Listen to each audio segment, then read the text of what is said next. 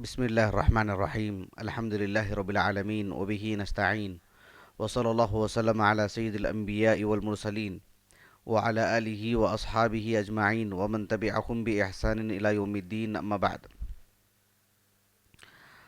اللہ سبحانہ و تعالیٰ کی توفیق اور اس کے فضل و کرم سے انشاءاللہ اللہ سبحانہ و تعالیٰ کی ایک صفت الاجابہ اس سے متعلق آج پڑھیں گے انشاءاللہ. اللہ سبحانہ و تعالیٰ کی یہ جو صفت ہے الاجابہ، یہ اللہ سبحانہ و تعالیٰ کی صفات فعلیہ میں سے ہے.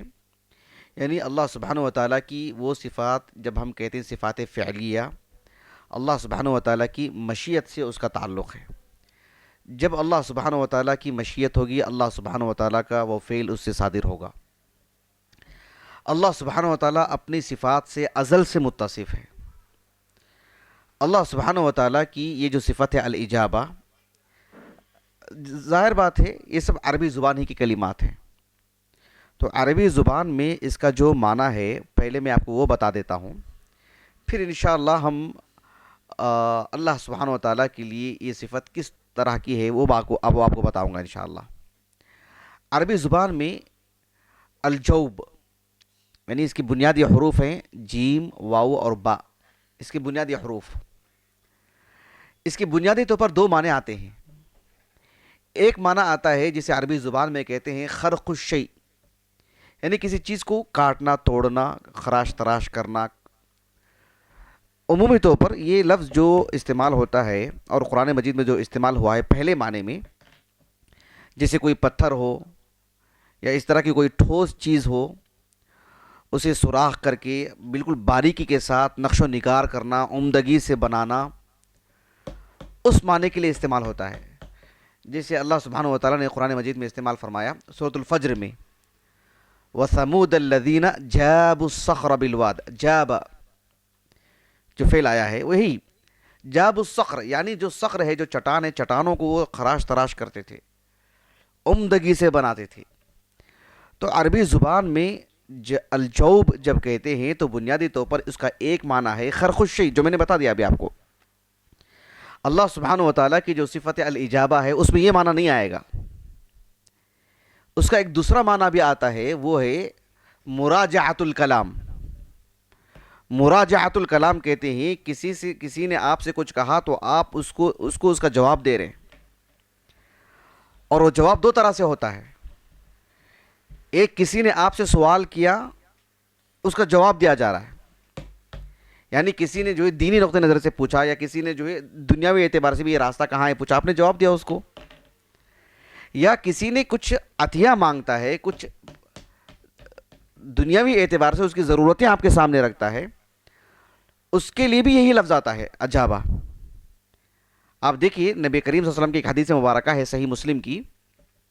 ابو ہریرہ رضی اللہ عنہ کہتے ہیں کہ آپ علیہ السلام نے جو ایک مسلمان کے حقوق جو دوسرے مسلمانوں پر جو بتائے ہیں، اس میں سے ایک یہ بھی ہے اذا دعاک فاجبہ، اگر وہ تمہیں کھانے کی دعوت دے تو فاجبہ، یعنی اب اس کا جواب دے. کیا مطلب؟ لبیک کہیں، جائیں. تو یہ جو ہے اللہ سبحانہ و تعالیٰ کے لیے الاجابہ کی جو صفت ہے وہ یہ کہ بندے کی جو پکار ہے، بندے کی جو ضرورتیں ہیں جو اللہ کے سامنے رکھتا ہے، اللہ تعالیٰ اس کا جواب دیتا ہے. جواب دیتا ہے کیا مطلب؟ اس کی ضرورتیں پوری کرتا ہے. قرآن مجید میں آپ دیکھیں اللہ رب العالمین نے ایک جگہ پر فرمایا سورۃ البقرہ میں، بہت ہی معروف آیت کریمہ ہے. سورۃ البقرہ میں بالکل وسط کے آس پاس رمضان سے متعلق جو مسائل ہیں، روزے سے متعلق اور روزے کا آغاز، روزے کا اختتام، عیدین سے متعلق کچھ باتیں، اعتکاف سے متعلق، ہلال سے متعلق، یعنی ماہ رمضان سے متعلق جتنے کچھ باتیں ہو سکتی ہیں سب کو بہت ہی ایجاز اور اختصار سے ایک 4-5 آیتوں میں بیان کر دیا گیا ہے. انہی آیتوں کے درمیان اللہ تعالیٰ نے فرمایا وَإِذَا سَأَلَكَ عِبَادِي عَنِّي فَإِنِّي قَرِيبٌ أُجِيبُ دَعْوَةَ الدَّاعِ إِذَا دَعَانِ. اللہ سبحانہ و تعالیٰ نے فرمایا کہ اگر آپ سے میرے بندے پوچھیں میرے بارے میں، آپ کہتے ہیں کہ فَإِنِّي قَرِيبٌ، اور دعا کرنے والے کا میں جواب دیتا ہوں، یعنی اس کی مراد پوری کرتا ہوں، اس کی دعا کو میں سنتا ہوں۔ اللہ سبحانہ و تعالیٰ نے اس آیت کریمہ میں کہا کہ فَإِنِّي قریب اجیب، کہا اللہ رب العالمین نے، میں جواب دیتا ہوں۔ یہ اللہ سبحانہ و تعالیٰ کی صفات فعلیہ میں سے ہے۔ اللہ سبحانہ و تعالیٰ نے سورۃ المؤمن میں حکم دیتے ہوئے فرمایا وَقَالَ رَبُّكُمْ اُدْعُونِي أَسْتَجِبْ لَكُمْ، تمہارے رب نے کہا کہ مجھ سے دعا کرو، مجھ سے پکارو، مجھے پکارو، میں اس کا جواب دوں گا، میں استجب لکم، یہ اللہ رب العالمین نے فرمایا۔ سورۃ آل عمران دیکھیں آپ، اس کا جو بالکل آخری حصہ ہے، اس میں اہل ایمان کی کتنی دعائیں ایک ساتھ اللہ نے نقل فرمائی ہیں۔ جو آخری دعا ہے ربنا وآتنا ما وعدتنا علی رسلک، ربنا آتنا ما وعدتنا علی رسلک ولا تخزنا یوم القیامہ، اللہ سبحانہ و تعالیٰ سے ایک مومن یہ دعا کرتا ہے آتنا ما وعدتنا علی رسلک، یعنی قیامت سے متعلق یا اس دنیا سے متعلق بھی ایک نبی کی زبانی جو وعدے تو ہم سے کیے ہیں ایمان کی بدولت، ایمان لانے کی بنیاد پر، وہ ساری چیزیں ہمیں عطا فرما اور ہمیں قیامت کی رسوائی سے بچائے رکھ۔ اس دعا کے بعد، اور یہ جو ایک ساتھ 3-4 دعائیں تھیں، وہ پوری دعائیں ہونے کے بعد اللہ تعالیٰ نے کہا فَاسْتَجَابَ لَهُمْ رَبُّهُمْ، اللہ سبحانہ و تعالیٰ نے کہا کہ اللہ سبحانہ و تعالیٰ نے ان کی یہ دعائیں قبول فرمائیں۔ تو اللہ سبحانہ و تعالیٰ مجیب ہے، اس کے اسماء حسنہ میں سے۔ اللہ کے ایک نبی صالح علیہ السلام، ان کی قوم کے لوگوں کو اللہ کا تعارف کیسے کروایا؟ ایک سورہ ہے سورۃ ہود، اللہ تعالیٰ نے فرمایا وَإِلَىٰ ثَمُودَ أَخَاهُمْ صَالِحًا قَالَ يَا قَوْمِ اعْبُدُوا اللَّهَ مَا لَكُم مِّنْ إِلَٰهٍ غَيْرُهُ هُوَ أَنشَأَكُم مِّنَ الْأَرْضِ وَاسْتَعْمَرَكُمْ فِيهَا فَاسْتَغْفِرُوهُ ثُمَّ تُوبُوا إِلَيْهِ إِنَّهُ قَرِيبٌ مُجِيبٌ۔ صالح علیہ السلام نے اپنی قوم کے لوگوں سے کہا کہ ایک اللہ کی عبادت کریں جس کے علاوہ کوئی سچا معبود نہیں، اس نے تم کو اس زمین سے پیدا کیا، یہیں پر آباد کیا، تمہاری پوری ضرورتیں یہاں پر اللہ نے رکھی ہے زمین میں، تو اللہ تعالیٰ نے سب کچھ تمہارے ساتھ کیا ہے اور تم اللہ کی عبادت میں دوسروں کو شریک کرتے ہو؟ نہیں، فاستغفروہ، اللہ کے حضور توبہ کرو، استغفار کرو، لوٹو اس کی طرف، وتوبوا الیہ۔ تو اللہ سبحانہ و تعالیٰ کے بارے میں کہا کہ انہ قریب، اللہ سبحانہ و تعالیٰ قریب ہے، تمہاری دعاؤں کو سنتا ہے، تمہاری پریشانیوں کو سنتا ہے، جو تم استغفار کر رہے ہو نا بھی اللہ سے، جو اللہ سے معافی مانگ رہے ہیں نا، شرک سے توبہ کر رہے ہیں نا، اللہ سنے گا اور معاف کرے گا تم کو، مجیب ہے رب العالمین۔ دیکھو کیسے تمہاری مراد پوری کرتا ہے۔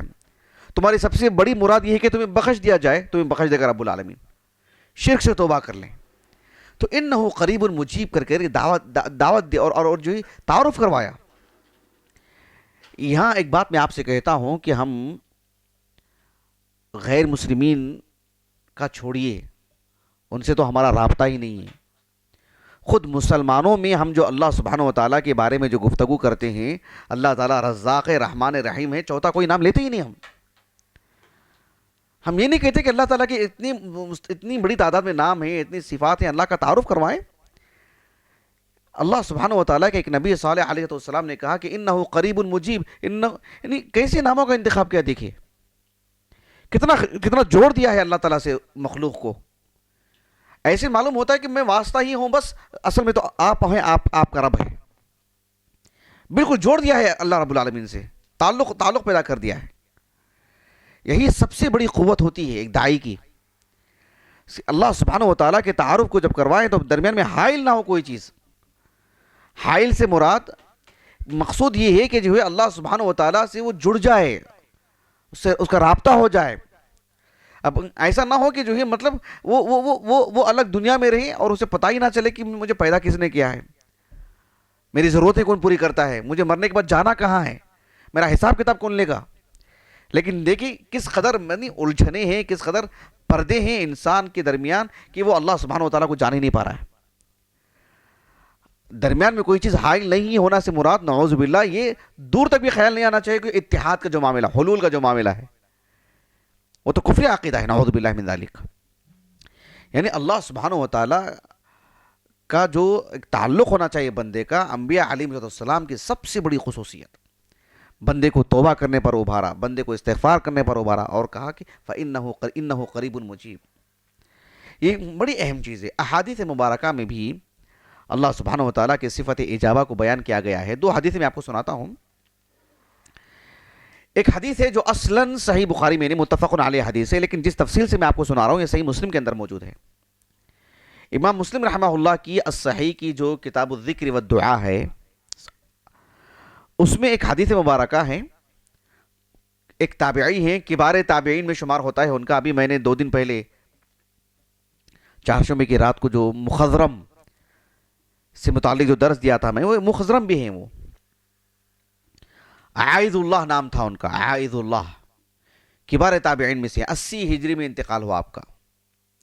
کتب ستہ کی سبھی کتابوں میں آپ کی مرویات ہیں، بہت بڑے عالم دین۔ بلکہ ملک شام میں ابو الدرداء رضی اللہ عنہ کا جب انتقال ہوا تو ابو الدرداء صحابی رضی اللہ عنہ، ان کے انتقال کے بعد وہاں کے سب سے بڑے عالم مانے گئے۔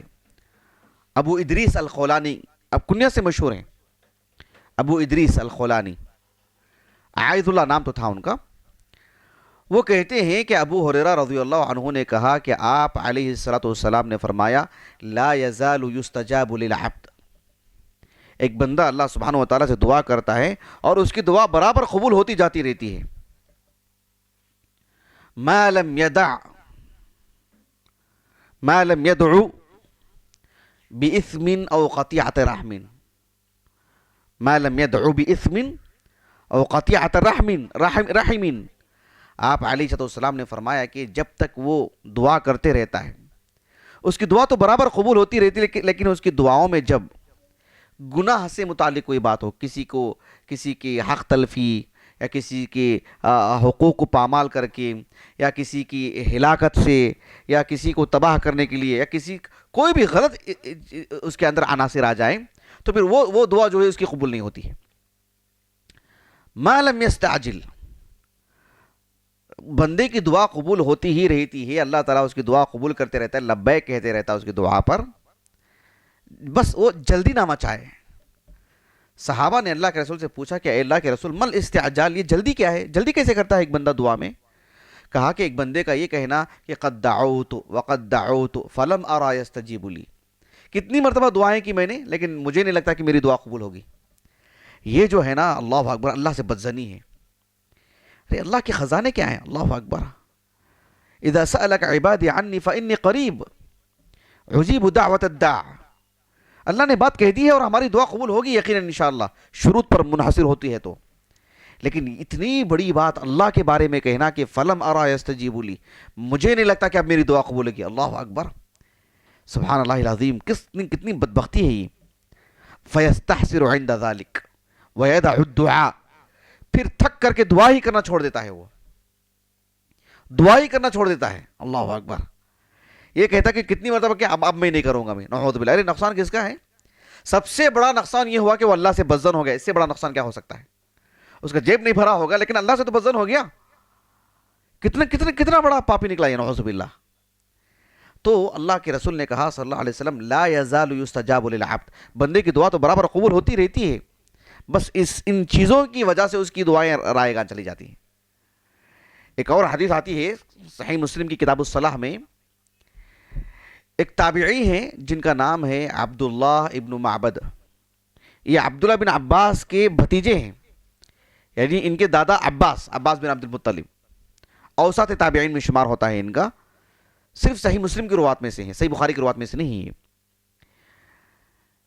یہ کہتے ہیں کہ عبداللہ بن عباس رضی اللہ عنہما کہتے ہیں کہ آپ علیہ السلام کی زندگی کے آخری دن چل رہے تھے، حتیٰ کہ آپ علیہ السلام اتنے بیمار ہو گئے تھے کہ آپ کا جو حجرہ تھا، آپ کا جو کمرہ تھا، وہ مسجد سے جڑا ہوا تھا لیکن وہاں سے بھی مسجد نہیں آ پا رہے تھے آپ، یعنی بالکل آخری دنوں کی بات ہے۔ اللہ کے رسول صلی اللہ علیہ وسلم کا جو حجرہ تھا، عائشہ رضی اللہ عنہا کے ساتھ جہاں رہا کرتے تھے، آپ نے ایک مرتبہ پردہ ہٹایا اپنے کمرے سے، تو ابو بکر صدیق رضی اللہ عنہ مصلی پر کھڑے ہیں جہاں رسول اللہ امامت کیا کرتے تھے صلی اللہ علیہ وسلم، پیچھے سارے لوگ صف بنا کر کے کھڑے ہوئے ہیں۔ آپ علیہ السلام نے ان سب کو دیکھا اور کہا کہ یا ایھا الناس، انه لم يبق من مبشرات النبوت الا الرؤيا الصالحہ، کہ نبوت ختم ہو جائے گی، مطلب اللہ کے رسول کے انتقال کے بعد پھر جبرائیل وہی لے کر کے تو نہیں آئیں گے علیہ الصلوۃ والسلام، لیکن نبوت کا ایک حصہ ہے جو خواب کے ذریعے سے اہل ایمان کو دکھایا جائے گا، مبشرات، مطلب یہ کہ آپ علیہ السلام کو اور دیگر انبیاء کو نبوت ملنے سے پہلے خواب دکھائے جاتے تھے، تو یہ مقصود ہے یہاں پر، کیونکہ اب وحی تو نازل نہیں ہوگی کسی پر، خواب کے ذریعے سے اسے خوشخبری دی جا سکتی ہے۔ کہا کہ یراہا المسلم، ایک مسلمان خواب دیکھے گا، او ترا لہو، یا کسی مسلمان کے حق میں خواب دیکھا جائے گا۔ خیر یہ جو باتیں میں نے حدیث پڑھ کر کے سنائی ہیں، ہمارے موضوع سے اس کا تعلق نہیں ہے، ہمارے موضوع سے جو تعلق ہے وہ یہ کہ آپ علیہ الصلوۃ والسلام نے فرمایا الا وانی نہیت ان اقرأ القرآن راکعا او ساجدا، کہ حالت رکوع میں، حالت سجدہ میں مجھے قرآن پڑھنے سے منع کیا گیا ہے، صرف قیام کی حالت میں قرآن پڑھنا ہے، رکوع اور سجدے میں نہیں۔ فاما الرکوع فعظموا الرب عز وجل، رکوع میں اللہ کی تعظیم بیان کرو، سبحان اللہ العظیم۔ وَأَمَّا السُّجُودُ، سجدے کی حالت میں کہا کہ فَاجْتَهِدُوا الدُّعَاء، فَاجْتَهِدُوا فِي الدُّعَاء، خوب دعائیں کرو، خوب دعائیں کرو۔ فَقَمِنٌ أَن يُسْتَجَابَ لَكُمْ، عربی زبان میں قَمِنٌ کہتے ہیں یعنی القریب، السریع، الجدیر، یعنی بہت مناسب، یعنی مطلب بہت یعنی قریبی بات ہے اور بہت جلد، بہت ممکن ہے کہ اس کی دعا قبول ہو جائے۔ فَقَمِنٌ أَن يُسْتَجَابَ لَكُمْ، یعنی کوئی مطلب کیا کہتے ہیں، بعید نہیں، کوئی چیز ٹالنے والی نہیں ہے، بہت جلد اس کی دعا قبول ہو جائے گی۔ فَقَمِنٌ أَن يُسْتَجَابَ لَكُمْ، یہ بات کہی اللہ کے رسول نے صلی اللہ علیہ وسلم، یہ ہے اللہ سبحانہ وتعالیٰ کی صفت الاجابہ۔ شیخ خلیل الحراس کا میں نے کافی مرتبہ نام لیا ہے، 1975 میں انتقال ہوا ان کا، بڑے عالم دین، اور میں نے دلچسپ بات بتائی بھی تھی ان کی، بہت ہی کیا کہتے ہیں کٹر اشعری تھے وہ، اور ابن تیمیہ رحمہ اللہ سے بہت بغض تھا ان کو، مصری ہیں، جامعہ ازہر میں پڑھا انہوں نے، جب ڈاکٹری کا رسالہ ان کو کرنا تھا تو ان کے ایک استاذ نے کہا کہ ایک کام کیجئے، ابن تیمیہ پر رد کیجئے اس کے ذریعے سے، تو انہوں نے ابن تیمیہ رحمہ اللہ پر رد کرنے کے لیے ان کی ساری کتابیں اکٹھی کی، سفر کیا اس کے لیے سب کچھ، لیکن پڑھنے کے بعد بات جو ہے سبحان اللہ، یعنی پورے شرح صدر کے ساتھ سلفیت کو قبول کیا انہوں نے، اور پی ایچ ڈی کا رسالہ ابن تیمیہ پر رد کرنے کے جو لکھا تھا، ابن تیمیہ کی تعریف میں، ان کی جہود میں، ان کی محنتی بیان کرنے میں، ان کی علمی خدمات پر لکھ دیا انہوں نے، مطبوع ہے، بہت بڑی علمی خدمات ہیں ان کی ماشاءاللہ۔ تو شیخ عبد الرحمن ابن ناصر السعدیہ اور شیخ خلیل الحراس رحمہم اللہ، ان اہل علم نے کہا کہ اللہ تعالیٰ کی جو صفت الاجابہ ہے اس کی دو نوعیتیں ہیں، ایک وہ ہے جو عام ہے، ایک وہ ہے جو خاص ہے۔ عام کا کیا مطلب ہے؟ اللہ تعالیٰ کسی کی بھی دعا قبول کرے گا، ایک کافر کی بھی، حالانکہ یہ بات ہے کہ اللہ تعالیٰ کی جو عبادت ہوتی ہے، عبادت قبول ہونے کے لیے ایمان شرط ہے، 1 روپیہ بھی کوئی کسی کو دیتا ہے اس کے لیے ایمان شرط ہے۔ ایک شخص کہتا ہے کہ اللہ تعالیٰ میرے اس بھائی کو معاف کر دے، بخش دے، اس کے لیے ایمان ضروری ہے، کیونکہ دعا ایک عبادت ہے، عبادت کے لیے ایمان ضروری ہے۔ لیکن یہ جو اللہ تعالیٰ دعا جو قبول کرتا ہے، صفت الاجابہ جو ہے، صفت الاجابہ جو ہے اس کی دو نوعیتیں ہیں، ایک عام بھی، یعنی ایک کافر بھی ہے، وہ بھی اپنی ضرورتیں رکھتا ہے، اس کی دل کی حالت کو اللہ جانتا ہے اور اللہ تعالیٰ اس کی مراد پوری کرتا ہے۔ اللہ سبحانہ وتعالیٰ نے سورۃ النمل میں بیان فرمایا امن یجیب المضطر اذا دعا ویکشف السوء، ایک پریشان حال کی، امن یجیب، کون ہے جو جواب دیتا ہے، کون ہے اس کی دعا کو پوری، اس کی دعا کو سنتا ہے، امن یجیب المضطر، المضطر عام ہے، الف لام استغراق کے لیے، یعنی کوئی بھی مضطر ہو، مسلمان ہو کہ کافر ہو۔ لوگ کشتی میں جاتے ہیں، قدیم زمانے کے اعتبار سے نہیں، آج کے زمانے میں بھی کشتی میں رکھ لیجیے، ہوائی جہاز میں رکھ لیجیے، کسی بھی، خاص کر یہ چیزیں تھوڑی ہولناک ہوتی ہیں، خوفناک ہوتی ہیں، زیادہ مطلب دہشت پیدا کر دیتی ہیں، خوف پیدا کر دیتی ہیں۔ تو ایک شخص کشتی میں جاتا ہے اور کشتی ڈوبنے لگتی ہے، وہ اللہ تعالیٰ کو بلاتا ہے، اللہ تعالیٰ بچاتا ہے ان کو، اپنے معبودوں کو بھول جاتے ہیں، اپنے معبودوں کو بھول جاتے ہیں لوگ، یہ بڑی عجیب چیز ہے، سبحان اللہ العظیم۔ تو اللہ سبحانہ و تعالیٰ نے فرمایا امن یجیب المضطر اذا دعا ویکشف السوء، ایک انسان کو جو بھی چیز نقصان پہنچاتی ہے اس نقصان کو اس سے کون بچاتا ہے، کون اس کے نقصان کو دور کرتا ہے؟ اسی لیے شیخ عبدالعزیز ابن باز رحمہ اللہ کہتے ہیں کہ ایک مسلمان کو خاص کر کبھی بھی اللہ سبحانہ و تعالیٰ کے سے دعا کرتے ہوئے مایوس نہیں ہونا چاہیے، اس لیے کہ ابلیس نے اللہ سے دعا کی براہ راست، رب انظرنی الی یوم یبعثون، کہ اللہ ہمیشہ ہمیشہ کے لیے مجھے مہلت دے، قیامت تک کے لیے۔ اللہ نے اس کی دعا قبول کی، اللہ سبحانہ و تعالیٰ ہماری دعا انشاءاللہ بدرجہ اولا قبول فرمائے گا۔ اللہ سبحانہ و تعالیٰ دعا کرنے کا کسی کو موقع دیتا ہے تو وہ بھی سعادت ہے۔